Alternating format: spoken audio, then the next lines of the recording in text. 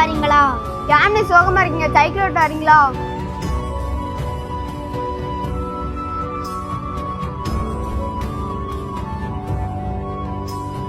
யாருமே சோகமா இருக்கீங்க, சைக்கிள் ஓட்ட வரலாங்களா? ஏன் அப்படி அமைதியா இருக்கீங்க? ஏதாச்சும் பேசுங்களேன். என்னாச்சுன்னு சொல்லி நான் ஒண்ணுமே பேச மாட்டேங்க.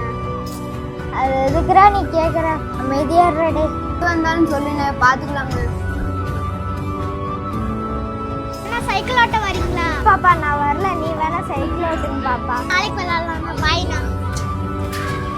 போன எக்ஸாம் லீவ்லலாம் ஜாலியா இருந்தோம் சைக்கிள் ஓட்டிட்டு. இந்த எக்ஸாம் லீவ்லலாம் ஜாலியாவே இல்லை, சைக்கிளே ஓட்ட முடியல. உன்கிட்ட சைக்கிள் இருக்கு, உங்க எல்லாட்டையும் சைக்கிள் இருக்கு, நீங்க எல்லாருமே ஓட்டுறீங்க. என்கிட்ட தான் சைக்கிளே இல்லை. என்கிட்ட சைக்கிள் இருக்கு, நானே எங்க அண்ணன் சைக்கிள் தான் நான் இங்கே ஓட்டிக்கிட்டு இருக்கேன். அப்படியாடா? உன்கிட்ட சைக்கிள் இருக்குல்ல? நானே எங்க ஆச்சி கொடுத்த 2 ரூபாடா, நான் வாடகைக்கு வாங்கிட்டு இருந்தேன். சரி சரி. உன்கிட்ட? நானே எங்க சைக்கிள் தான். ஐயோ, எல்லாருமே ஒரே மாதிரி தானா? ஏன்னா எங்கள் தெருவில் வந்து புதுசாக ஒரு சைக்கிள் வாங்கியிருக்காம, எலக்ட்ரிக்கல் சைக்கிள் அதை வச்சு ரொம்ப கெத்து காமிச்சிருக்கானே. நம்மளால அது வாங்க முடியாது. ஓரமாக நின்று தூரம் தள்ளி நின்று பார்க்கலான்னு செய்யலாம்ண்ணே, அதெல்லாம் வாங்கவே முடியாதுண்ணே. எங்க நம்மளால ஒரு ஹீரோ சைக்கிள் கூட வாங்க முடியல, நீங்க இதுல எங்க எலக்ட்ரிக் சைக்கிள்லாம் வாங்க? நீ எதுக்குறா தேவையில்லாம மூட் அவுட் ஆக்குறேன் என்னைய? நானே ஒரு நிம்மதியே இல்லாம இருக்கேன், கடுப்பா இருக்கேன் எனக்கு. நம்மளாலாம் எங்க சைக்கிளே நம்மளாலாம் வாங்கவே முடியாது. கடைசி வரைக்கும் தம்பி கொஞ்சம் எங்கிட்டு வாப்பா. ஏன்டா இவ்வளோ சோகமா இருக்க? என்னன்னு சொல்லுடா. அது ஏன்டா கேட்குறேன்?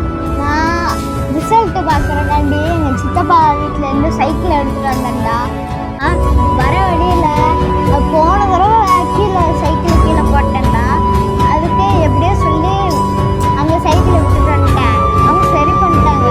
திருப்பி ரிசல்ட் பார்க்குறதுக்கு எடுத்து போயிருந்தேன்னா அப்போ வரும்போது ஒன்றுமே ஆகலை. நான் பாட்டுக்கு அமைதியாக சைக்கிளை வச்சுட்டேன், கீழே போடல. அதுக்கு என்ன தெரியுமா அவங்க சொன்னாங்க? என்னடா இது சைக்கிளில் உடஞ்சிருக்குன்னு சொன்னாங்க. சித்தப்பா என்ன சித்தப்பா ஒன்றுமே உடையவே நான் சொன்னதுக்கு அதெல்லாம் கிடையாது, அன்னைக்கு போட்டு உடச்சில அது போய் ரிப்பேர் பண்ணிட்டு வாங்கன்னு சொல்லிட்டாங்க எங்கள் சித்தப்பா. அதுக்கு சித்தப்பா என்னாலாம் போக முடியாது, என்னால் காசு இல்லை, எங்கள் அம்மாட்டே காசு இல்லை. நான் சொன்னேன்னா இப்போ போறியா, இப்போ சைக்கிள் எடுத்துட்டு ரிப்பேர் போறியா, இல்லாமல் கம்ப்யூட்டர் எடுக்கிறேன்னு சொல்லி என்ன சித்தப்பா சொல்லிட்டு சித்தப்பாட்ட கேட்கலாம். சித்தப்பா உடனே கம்ப்யூட்டர் எடுத்தாங்க. அதுக்கப்புறம் நான் சைக்கிள் எடுத்துகிட்டே வந்தேன். வந்து நிப்பாட்டிட்டு இப்போ உங்கள்கிட்ட பேசிட்டேன். எப்படி தான் இந்த சைக்கிளை ரிப்பேர் பண்ண போகிறேன்னே தெரியல. நான் நீ வந்தோடனே கேட்டீங்களே, இது என்ன நீ புது சைக்கிள் யாருன்னு கேட்டீங்களா? இது எங்கள் சித்தப்பாவோடது, அதை ரிப்பேர் பண்ணி கொடுக்கணும். ரிப்பேர் பண்ணி கொடுக்குறியா இல்லைன்னா புது சைக்கிள் வாங்கிக்கிறியான்னு கேட்டாரு. இப்போ நான் என்ன பண்ண போகிறேன்னு ஒன்றுமே தெரியல. இப்போ என்ன பண்ணுறது? ரிப்பேர் பண்ணுறதுக்கு என்கிட்ட காசும் இல்லை, எங்கள் அம்மாட்டையும் இல்லை, எல்லாமே வீட்டுக்கே செலவாயிடுது. இப்போ என்ன பண்ணுறது? அதான் யோசிச்சுக்கிட்டே கஷ்டமாக இருக்குது. அண்ணன் லைட்டாக பசிக்கிற மாதிரி இருக்குண்ணா. பசிக்கிற மாதிரி இருக்கா? இல்லை இப்போ தான் சாப்பிட்டு வந்தா, எதுவுமே பசிக்குதா? உனக்கு பசிக்குதா? உனக்கு உனக்கு பசிக்கிறாங்க. உனக்கு அம்மா நான் சொன்னேன் எனக்கும் பசிக்கு. சரி எல்லாரும் போய் சாப்பிட்டு அப்புறமாட்டி வருவோமா? சரி